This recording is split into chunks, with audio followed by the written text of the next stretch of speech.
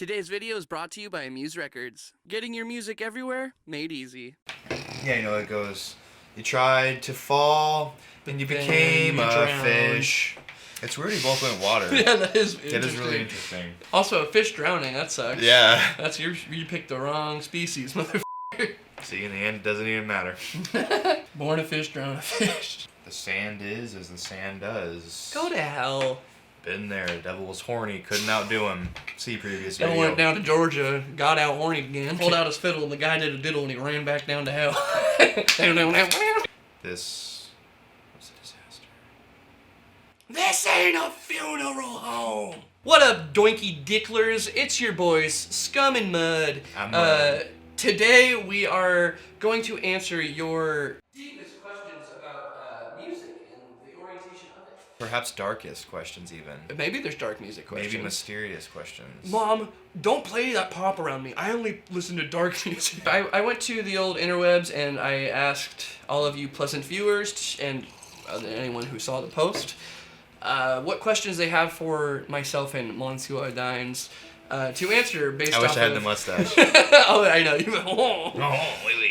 To answer, yeah, they're music-based questions, basically, about the industry, about playing, about passion, whatever it may be. So, is that okay, Jared? Can we answer some of these? Absolutely. These not very horny but important questions? No. I know they're not horny. I'm so sorry. Why do you have to say that? We already did a horny The fact you one. have to say that. Number one, Dustin Swope says, I guess a pretty personal question for both of you. Austin with Fly and Jared with the Light/Dark EP. It seems like you really bear your souls out there and allow yourselves to be open and vulnerable with your fans. Would you guys say it's therapeutic to sort of let your demons out in your music, or does it make you feel more exposed? Both. Okay, interesting. Because you definitely are exposed because you're putting out your thoughts into the world and you know you're going to get judged from it. Everyone does it, you know, but that's just the price you gotta pay because if you want to share your art, it's just part of the expression. It's part of it's not doing it. Yeah, art isn't meant for everybody to love it. Well, art isn't also meant just for you. Yeah. So it's like if I did a song and kept it to myself, no one ever heard it. It'd be like, okay, well I did it, but yeah, it's a good answer. I like that. Very therapeutic as well. Up next, we got Joey Diaz, blue cheese on wings to go fuck your mother. Okay. How do I start distributing my music online to get my band out there other than our fan base just being our friends? Let me tell you about today's sponsor. Amuse Records. What's up, gamers? I'm here to talk about Amuse Records. Amuse Records brings the benefits of a label with none of the strings attached. We here at Dickie Dines get asked questions all the time regarding how to get your foot in the door musically, or how to distribute music more effectively. Well, with Amuse and their conveniently free-to-use app, being a musician in the modern age has never been more attainable. Release your music in a timely manner to all the top streaming services, all the while keeping all of your royalties. On top of that, you can even set up royalty splits for collaboration releases. With Amuse, you get artist-friendly deals to kickstart your career. If you've ever struggled with any of these commonly asked questions in today's video, I'm here to tell you that Amuse can help with most of them. Things like, how do I get a PR? Where do I release and promo music? How do I get a hold of booking agents or studios? Well, you can now solve all of these problems with one simple app. For the more committed musician, I highly recommend using their Pro version. It allows you to elevate your grind even higher by letting you upload and schedule to all socials, including TikTok, Facebook, and Instagram. You get fast-track release of 14 days with custom release dates, team account options, royalty splits without fees, and much, much more. If you're still not convinced, then maybe Horseboy himself can convince you. There's 3 things I love in this world: horses, paninis, Amuse Records, cowboy hats. Yeah. Wow, Mr. Nas X himself, thank you so much for that gripping testimony. Anyway, head on down to the description and follow our link to join the Amuse family today. Viewer beware, you'll get your music everywhere. Oh, you still haven't downloaded the app, huh? Looks like I'm gonna have to kick your ass and then tell your mama about it. To answer your question, no, there's no possible way you're fucked, man. Just pan out to him in the middle of Antarctica, just like the CD. Why won't anyone buy this? check your market. I don't think penguins have boomboxes. Just a moose that's just like, I don't know. Yeah. What do you want from me? If you're living in a grunge scene, maybe death metal isn't the move. Up next, we got Dom Riggio. He says, best type of way or any place of training to learn how to scream and sing clean in general with proper breathing technique. Twitch.tv/DickieTime. In the link in Fuck. the description. Live, maybe right now. Right now, let's do it. You have to click it to find out. I'm live. Fuck it. Best vocalist in the game. I can't believe I'm here and over there at the same time. He'll go tell him to give you something. In real time on Twitch right now will scream, "Hullabaloo! How the fuck are you?" There you go. You don't want to miss that. In 3, 2, 1, go.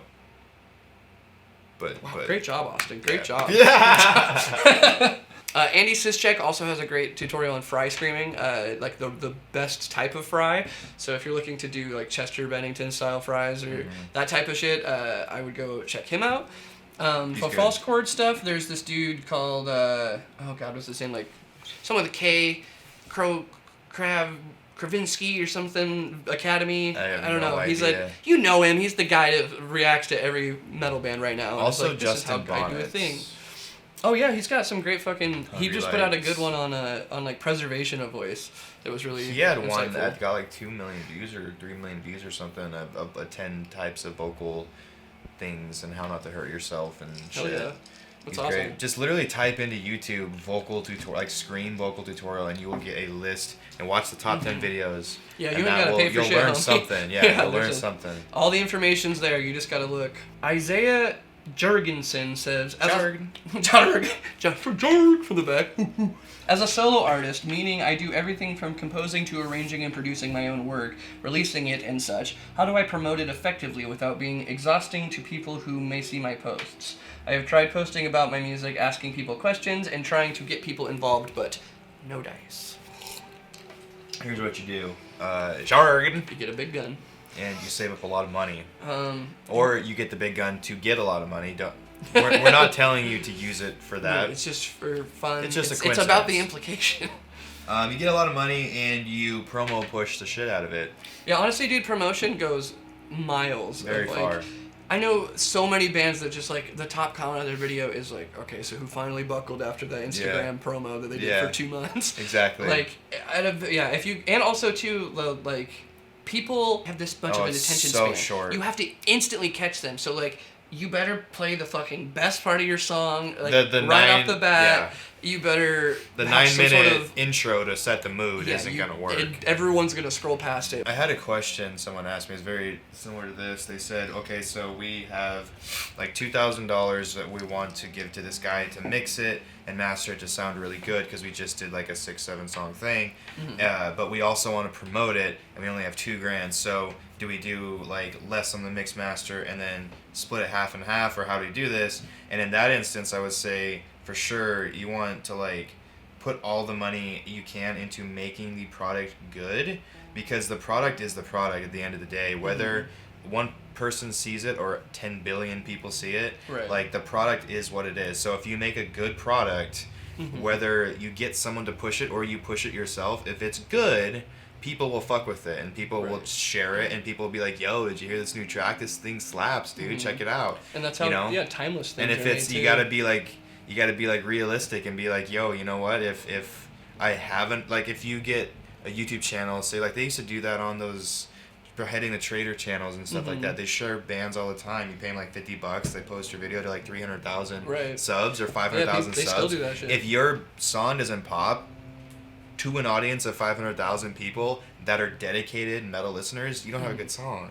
Like, I'm sorry. Like, you just gotta go back to the, but definitely put the money into like the art itself and then realize how to promo push and how to really like if you have the sell good your product, then people are gonna want to back that, rather than if you have this shitty this is demo. The song, like, sure, more people saw it, but now you have a tainted image on people because they're like, oh, that was that one band that had that really mediocre song. I don't know why they pushed it to everyone. Like Design a Skyline, even if they could have come out with the poppinest album like in that genre 5-6 years ago, I would never have known, because it was like the stuff that I heard. Already. And then their like follow-up song or two were just like, because the recordings were just not good, and it was just that first like initial reaction, it really does stick with people. It goes a long way. With people. Like it really does.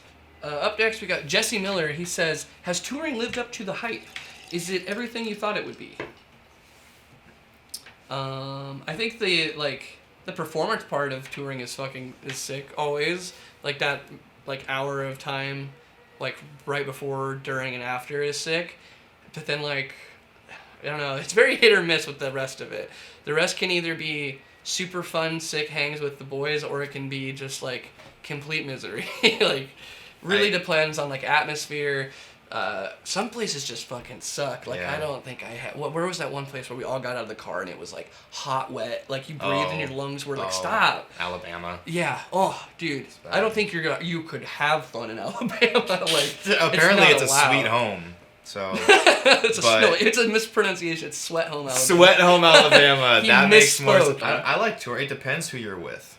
That 100% depends who you're touring with. Yeah. If you're with the boys and you're having a blast, you're having a blast. Mm-hmm. If you're with people who are having or trying to have a different experience than you're trying to have and are kind of just not on the same page as you, it can get tense for sure. Yeah, and then on top of being cramped in a small vehicle with multiple people, it can just one little thing can really set people off and ruin the whole vibe.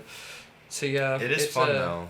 It has its moments where it has all the potential to be sick the whole time, but it also has every option to go wrong at any time. It's all about who you're with, because when I was on the Trivium tour, that was the top of the line that you get for metal tours. That's giant tour buses, entire crew. You don't touch your gear until you go on stage and play. Right. You have catered food. You have a per diem.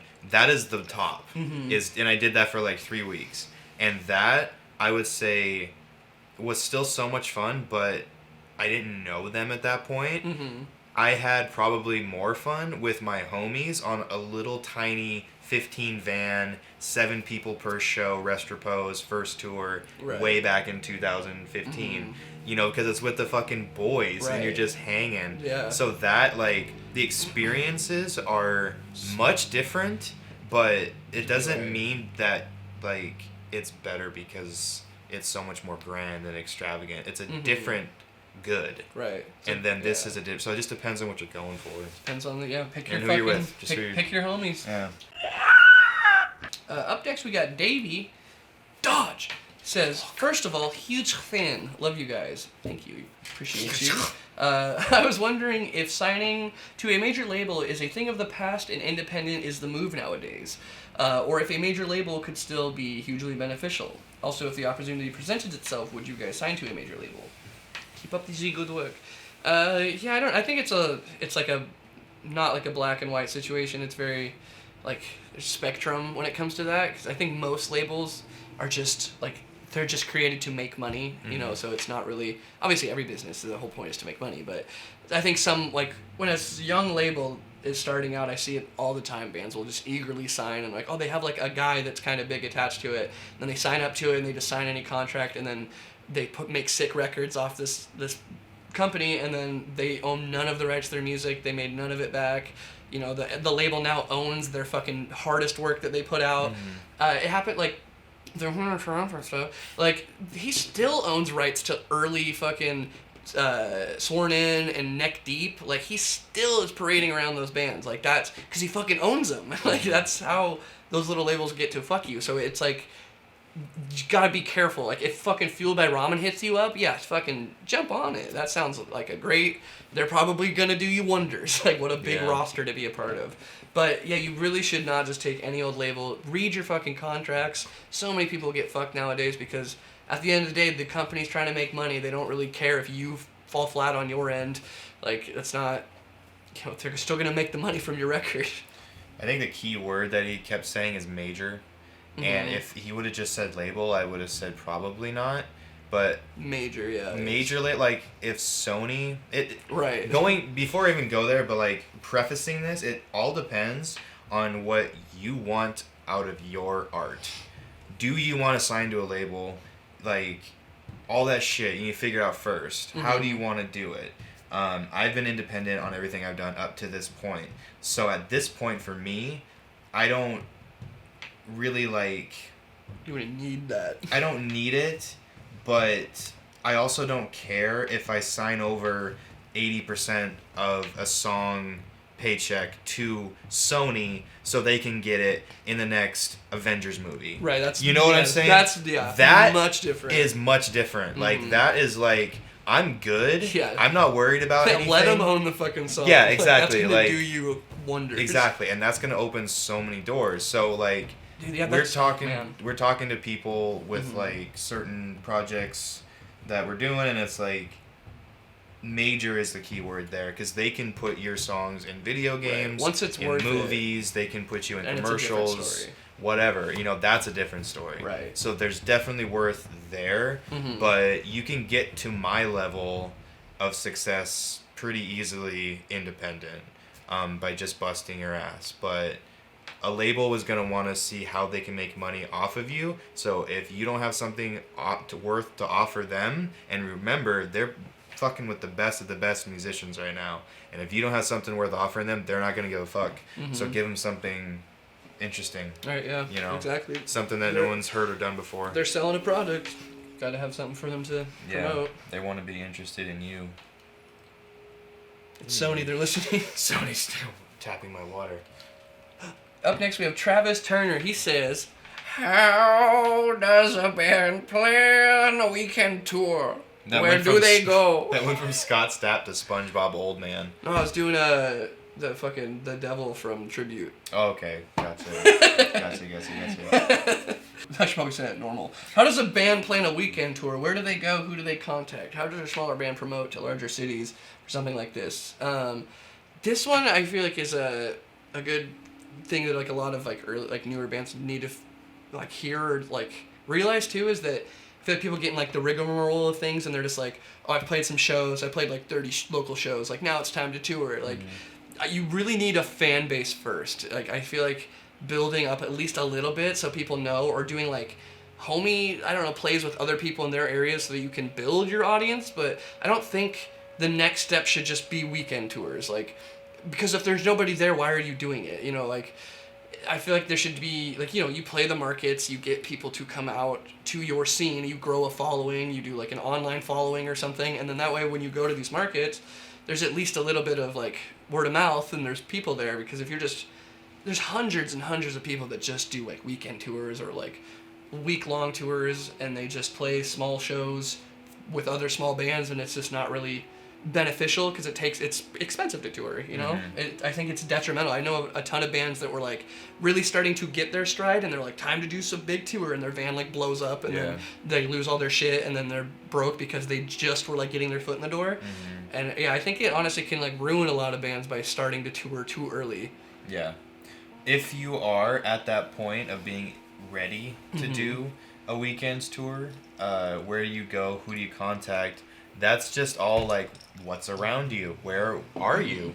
I don't know where you're at. Ask local bands who they book through. I would get a booking agent, one that's reliable, one that's not going to fuck you over, because there's a lot of them out there that want to fuck you over. So make sure it's someone who's like decently reliable, and they'll find you shows for sure. There's people who have just lists of contacts, and they just call and they say, oh yeah, we got a band, whatever. They'll get you stuff. Or you can look yourself. You can literally call a pizza joint and say, next Friday, can my band play? Are you doing something? You know what I mean? Like, even Bions too. Bions, if you want. I mean, as long as it's not too crazy, like. Yeah, it's a smaller band promote to larger cities or something like this. Use the internet.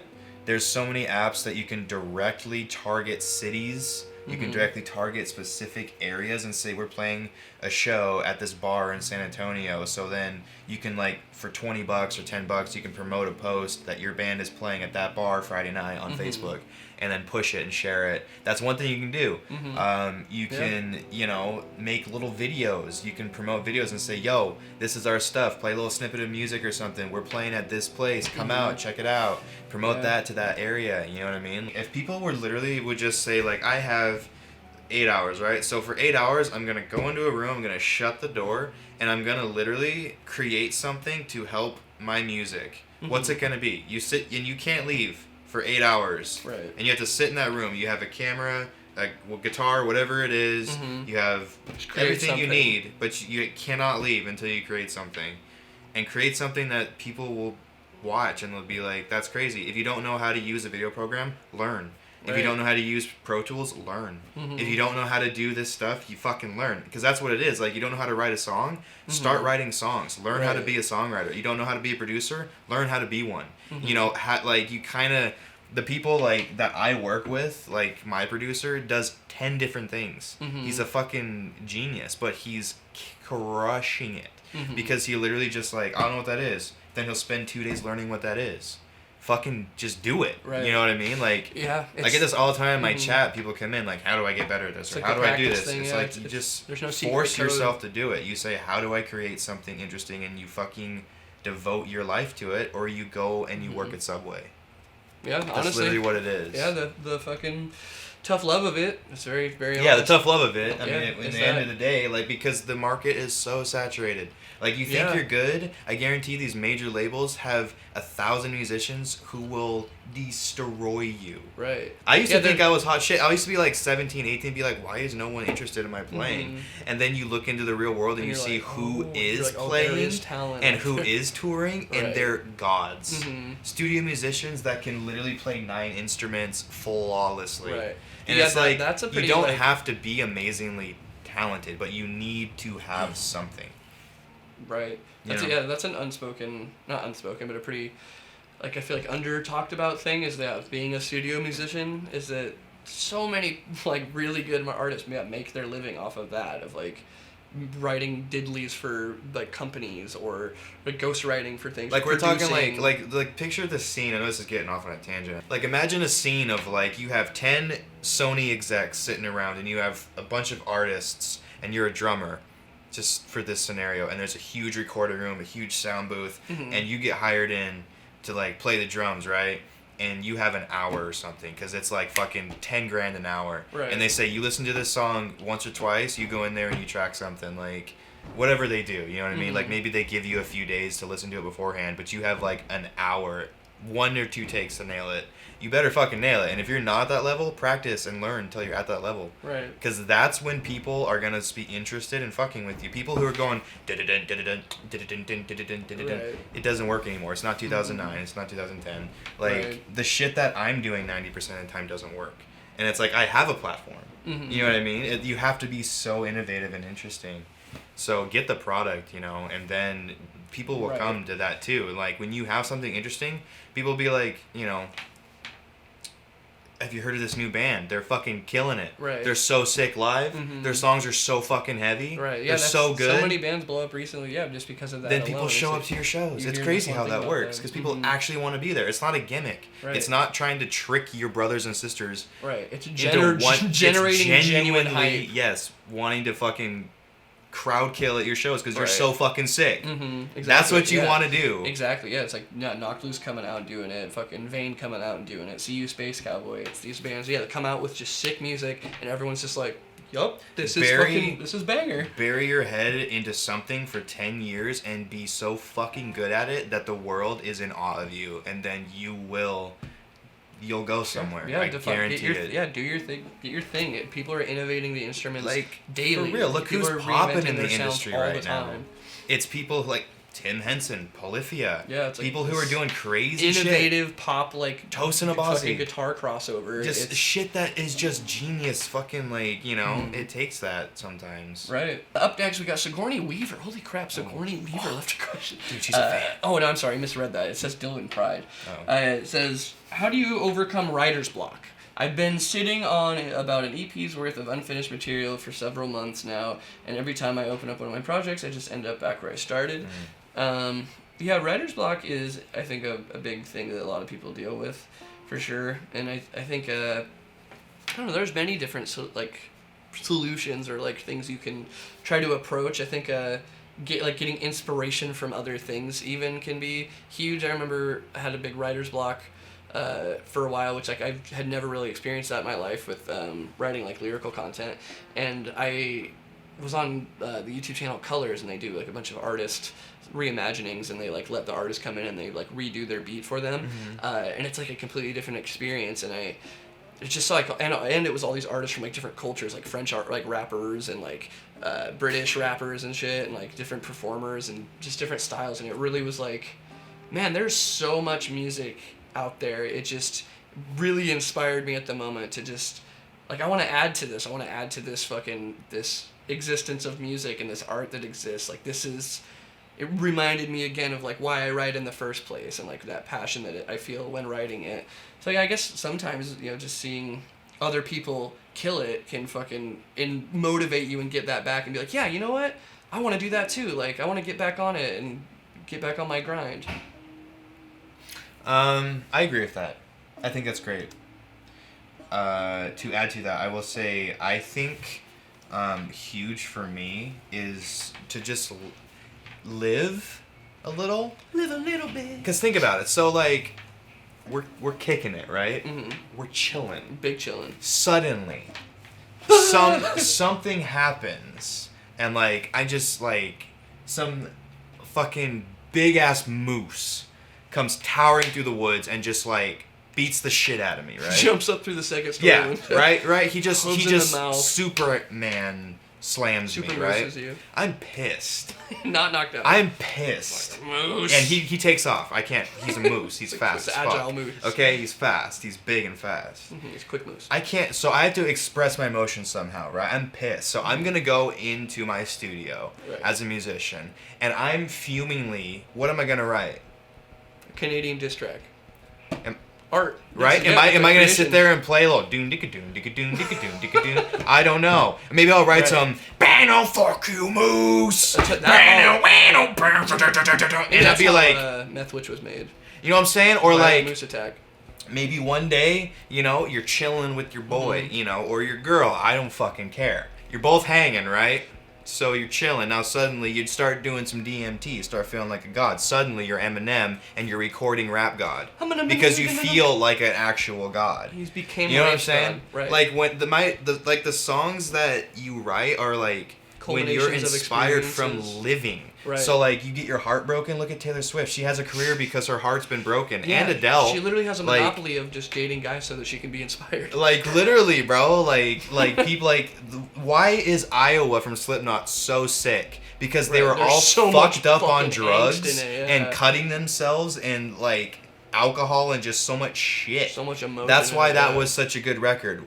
We have writer's block. Go fucking live and have something to write about. Because when it's real, you're gonna write something that hits people. Because like if I'm pissed, I'll write a fucking nasty breakdown because I'm pissed. If I'm happy and try to write a pissed breakdown, it's not gonna sound pissed. It's gonna sound like me being happy writing a pissed breakdown. It's not gonna be real. If I'm happy, I'll write but you know what I'm saying? Some shit like that. You're fucking. That's so funny. You know what I mean? Pop song. Yeah, exactly. But like, when you're feeling something, you do it. Feel. And that creates something that is real, and people fuck with it. Art is feeling at the end of the day. Exactly, and I think a lot of times it's tried to be looked at so theoretically and like, how can I, study and practice and just. Bro, I didn't even mean to do the Fibonacci sequence. There's nothing. There's just live and feel, like express what you feel with your instrument. Mm-hmm. Like that's where people connect because they can feel it when you are too. Very true. Great advice. That's why the whole guitar faces thing is a thing because you're sitting there, wah, you might have the best vibrato, but if you're just like, right. But if you're going, wah, and doing like some crazy faces and crying and weeping and just like, on your fucking back, people are gonna be like, well, this dude is feeling it. He's feeling it, you know? And then it makes them comfortable to be like, I'm feeling this shit too. Yeah. But yeah, just live a little. Get something to talk about. Get something to write about. Get something that inspires you. Step outside yourself. Get some life experience. Yeah. Ulysses Morones is being talented and creative the most important thing when it comes to music? Or can you achieve big things by just working and practicing really hard? We kind of touched on that with the being, be the best as you can possibly be. Yeah, as long as you're practicing and trying and trying to innovate. Really try to innovate. Like the people who are changing the game are the ones who are doing cool, creative, very impressive things right now because that's all that's left. Right. The gimmicks are done. We've seen all the gimmicks. There's no gimmicks left. You have to just hit them with something fresh, creative, good. Look at clowncore. Like that. That music isn't even like. socially considered like good because people are just like, oh, it's just noise. But Yeah. it's viral every time they upload It's something. creative. It's Because creative. they're really talented at the end You've of the day. never seen it before. Exactly, yeah, and they're good. John Sarabia says, you, Jared, and Austin, Richard Nixon and the boys. So my band and I are trying to get out and playing at local venues. Bad timing. What's a good way to reach out to them about scheduling a gig? Is there a certain approach? I briefly mentioned this, but like I'm messaging like whoever's in your local scene, like bands that you know play around your area. Like that's how I did it at first. I asked kind of locally, like, hey, who do I talk to about booking? And they all gave me a familiar name, and then I reached out to that person, and then it took a couple of times of reaching out to them, and then they finally were like, okay, yeah, what's your band's like stats, and link me your songs and shit. And so a lot of the times, like the biggest answer to these questions is sometimes you just got to shoot your shot and ask, because ultimately you'll never know unless you do ask. Yeah, don't be like timid about it. Just yo. Right. Yo, I'm in a band, got shit, ready to play. Don't be like, hey, Mr. The guy, are you time to have my little old band? Stop! I know how to send Jared into a shell now. Oh, man. I hope that helps, John. Up next, we got Mitchell Palmer says, why are bands so hard to keep together? Been in so many performed live, thought certain bands have had potential, but no matter what, something bad always happens, and it never goes any further. Well, that's why, imagine a marriage to 5 different people. Why are bands so hard to... Dude, You're basically married to 100%. these people because you You are better fuck with constantly them. talking to them, being around them. If they have a weird temperament, if they have a weird thing, tiny little pet peeve that it's gonna drive you crazy. It's gonna drive you crazy. They're little things that, and that's why like some bands that get huge, they tour in separate buses. Yeah, because they don't want to be around each other because they hate each other. But it's like most bands don't have that luxury, so most bands don't. You so better pick your homies. Yeah, or you have to say, you know what, the art and the music is worth this for now. We'll deal with this later. Well, look how many artists are just hire musicians to just be their band members. Like Caleb Shoma's been doing it forever because he was in Attack and was like, yo, that shit sucked. Yeah. I'm gonna be the band and you guys can fucking work for me. Like, Trent Summers, top fan. Let's give it for Trent Summers. Top fan. How do you overcome being socially awkward? It's hard. Why do I want to read all these in that fucking voice? Stop. Be socially awkward. It's hard to record or practice when you just are so uncomfortable with it. I don't know about you, but I feel like understanding that, like, regardless of what people say, everyone's a little awkward. Like, everyone has their hang-ups. Like, no one's 100% confident in everything they do. And when you understand that that is just a human behavior and emotion, I feel like it makes it a little easier. Like, if the joy that the thing you're doing can outweigh the awkwardness, like, dude, I fucking hate talking on stage, and I'm the front man. Like, what a dumb thing for me to do. And I've bombed before, dude. I did it on stage next to Jared before. I said a joke wrong, and I turned around in shame. It was so awkward, dude. I literally like wake up in cold sweat sometimes. Like, can I go back to that moment? Like, it happens. You know, and I could let that, you know, it's obviously a joke. I could let that haunt me for the rest of my life. Or I could understand, like, you know what, it was just a human mistake. Like, most people wouldn't even come up there and say 2 words to the crowd of people. Yeah. So, like, I think it's fine that I had a fucking fuck up out of the hundreds of times I've been on stage. Like, it happens. I've forgotten words before. Whatever. It's people do awkward things. Awkward is as awkward does. Yeah. At the end of the day, it's an emotion that will pass. Yeah. I'll say, too, there's definitely fear in doing something that you're not comfortable and confident with, especially when others are around or watching.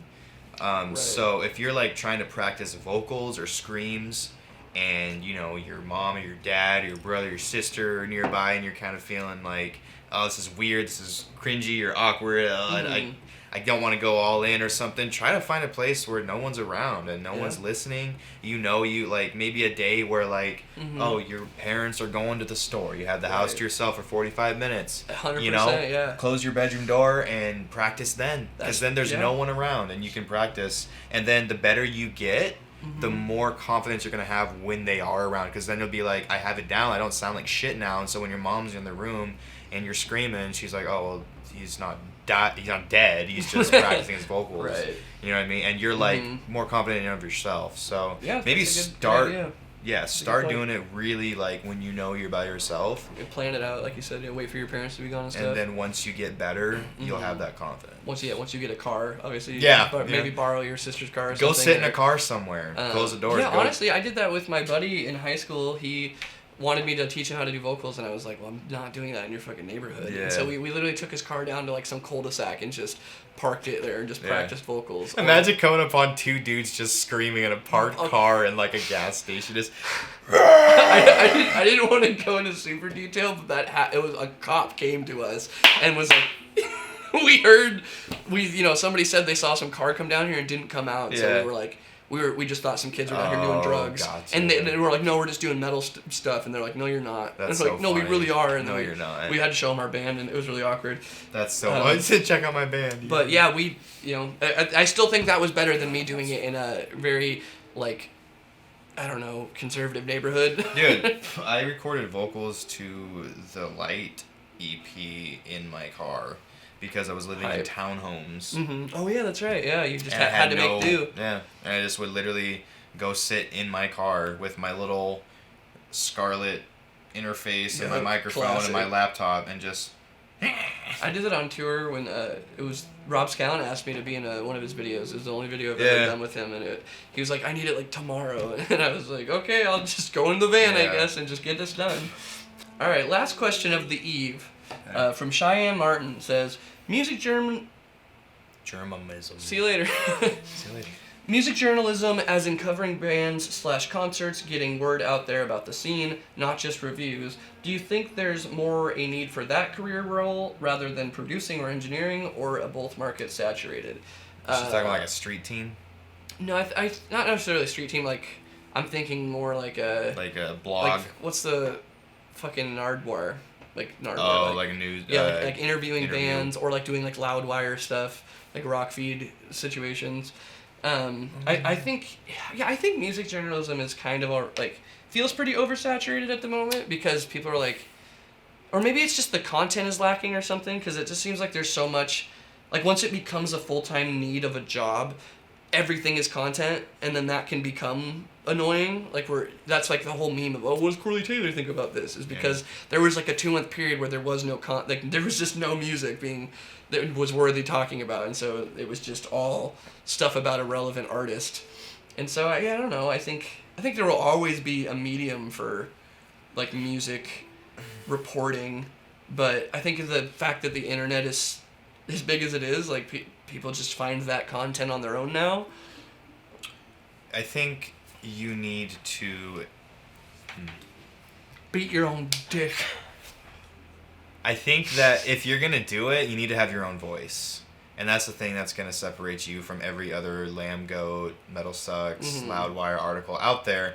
Is that they're gonna want to hear your personality, your take on it. Right. They want to know your opinion. That's like how when Anthony Fantano reviews albums, it's not, people want to know his opinion on the album. Not just a opinion. Right. They want to know his. So it takes time to build that, years to build your name and to just get your voice out there. People can read your stuff, see your pictures or your videos or whatever, and they know it's you. One of my favorite writers, journalists, Hunter Thompson, he was weird as fuck. He would just do drugs and then write about random, like, crazy shit, political or whatever it may be, Hell's Angels, but... He was engaging at his own thing. He did. His gonzo journalism, he would, like, envelop himself in it. Right. That's so cool to me, because it's something that, it's different. It's on the ground. It's like when we actually took a trip down to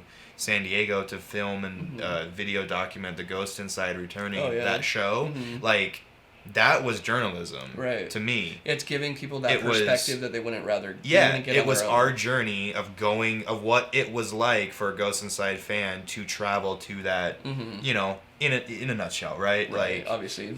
So, and then like showcasing it and like, this is a in-person perspective. This is, this is a cool way to do journalism. But if you're just gonna take like a slightly copy pasted Metal Sucks and throw it on Lambgoat, throw it on whatever the fuck. You know, I'm not picking on these sites. I'm just saying. Naming some big ones. Naming some big ones. Loudwire, you know, whatever. Ultimate Guitar. And you're just going to throw it, you know, at the same title-ish, same thing, no real voice, then don't do it. Because we don't need that. Right. What we need is, yeah, we need people to be like, we need a unique doing voice cool shit. That, yeah, exactly. You said you need somebody that you can actually be like, I care about their opinion on this topic. There's an event happening. There's like, say, some crazy fucking show that's like metal show or something that's, oh my god. So well, then document flying to it, get backstage, talk to the fucking band members, get some cool crazy shit happening, make a 30-minute documentary of that event. That's cool journalism. Right, exactly. Yeah, it's like you know what I'm saying? Exactly like the Nardwuar thing. He did hella research and then like reached out to family members that were accessible so that he could get this like trump card situation on these people, basically, like. Especially with how, like you said, how saturated interviewing can be. If you're this one person that comes out and is like, oh, I know things you care about. This one person does this journalism so cool. I'm following that person exclusively to see all metal news. And then you get the Hot Ones effect where the celebrities are like, oh yeah, I heard about your show and wanted to come on. Exactly, because you're doing something cool. So just do something different. Make sure you're doing something different. Yeah, innovation. Cool. That's what we keep coming down to that. Yeah. Make something that people is worth watching. Like if you wouldn't come back to it, why would other people? Yeah. Do as I say, not as I do.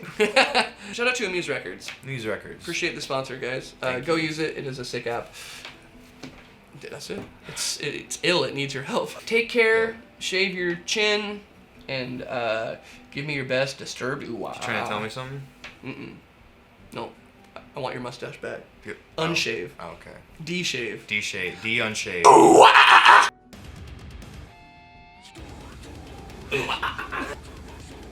What's up, everybody? I just wanted to say thank you so much for checking out today's video. It really means a lot to us. And remember, if you're trying to get your foot in the door musically, then head on down to the description, follow our unique link, and join the Amuse Records family today. Let's get your music everywhere. Or else!